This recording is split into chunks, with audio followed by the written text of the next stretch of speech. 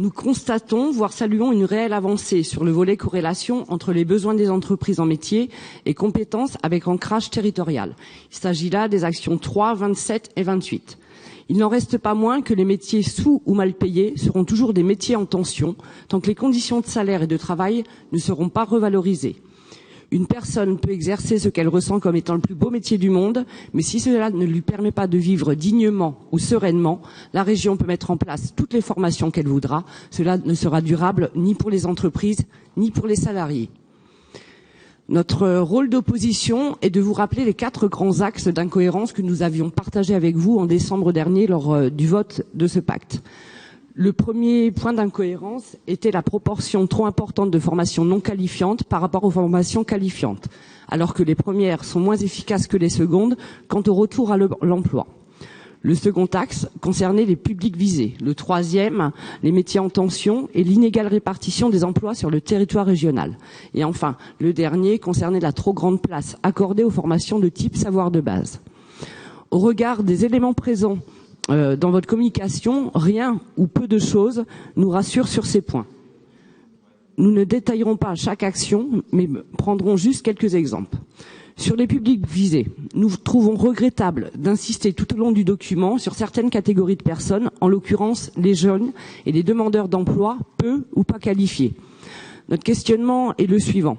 Une personne d'âge médian, un senior, n'habitant ni en QPV ni en ZZR, qui a des qualifications mais qui ne correspondent pas ou plus aux besoins des entreprises, se sentira-t-elle concernée par ce pacte? Notre remarque suivante concerne l'action 12. Comme nous le rappelions l'an dernier, à notre sens, le budget de la formation professionnelle doit avant tout revenir aux Français. C'est le principe de la priorité nationale. De plus, vous n'êtes pas sans savoir que vous ne pouvez pas vous installer durablement dans de multiples pays si au préalable vous ne maîtrisez pas un minimum la langue, si vous n'avez pas de fonds propres ou encore si vous n'avez pas un minimum de culture historique sur le pays. Ça s'appelle aussi le respect vis-à-vis de l'accueillant. Ensuite, nous nous questionnons sur la mise en place de l'action 26, construire une offre de formation renouvelée pour les personnes sous main de justice. Notre groupe étant attaché au principe de la méritocratie, la mise en avant d'une telle action en faveur des prisonniers nous paraît quelque peu cavalière. À moins que nous ayons manqué un épisode, le fait d'être privé d'emploi ne fait pas pour autant d'une personne un délinquant ou un criminel. Notre dernier exemple concerne l'action 2. Vous présentez comme formation à capitaliser ou méritant de devenir certifiante celle de paysan créatif. Comme notre collègue, nous vous disons attention au sens des mots. La définition du mot paysan dans le Petit Robert est très simple. C'est homme, femme, vivant à la campagne et s'occupant des travaux des champs. Les synonymes sont agriculteur, cultivateur, fermier. Le rôle d'un paysan est avant tout nourricier. Ce n'est pas un créateur, ce n'est pas un artiste. Jusqu'à preuve du contraire, l'art ne remplit pas les assiettes. Désolé, je mange pas de tableau, moi. Pour qu'une action soit claire, compréhensible par le plus grand nombre, qu'elle rencontre l'adhésion, le minimum, et que le vocabulaire soit conforme aux réalités et au rôle des métiers. Pour conclure, nous souhaiterions ouvrir sur un sujet transverse.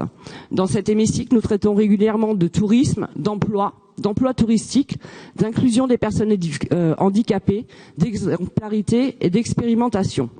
Nous nous étonnons qu'aucun effort particulier n'ait été fait pour que la région Centre devienne une terre d'accueil touristique pour les personnes handicapées.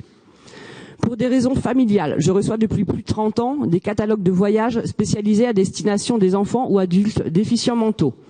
Pour grossir le trait, les propositions se résument à des séjours au bord de la mer, en France ou en Europe. Vous, comme moi, consultons les réseaux sociaux. Nous avons tous constaté que dès qu'une initiative en faveur de l'accueil des PMR est mise en lumière sur les réseaux sociaux, elle fait le buzz. Il y a donc une adhésion et une forte demande sociale en ce sens.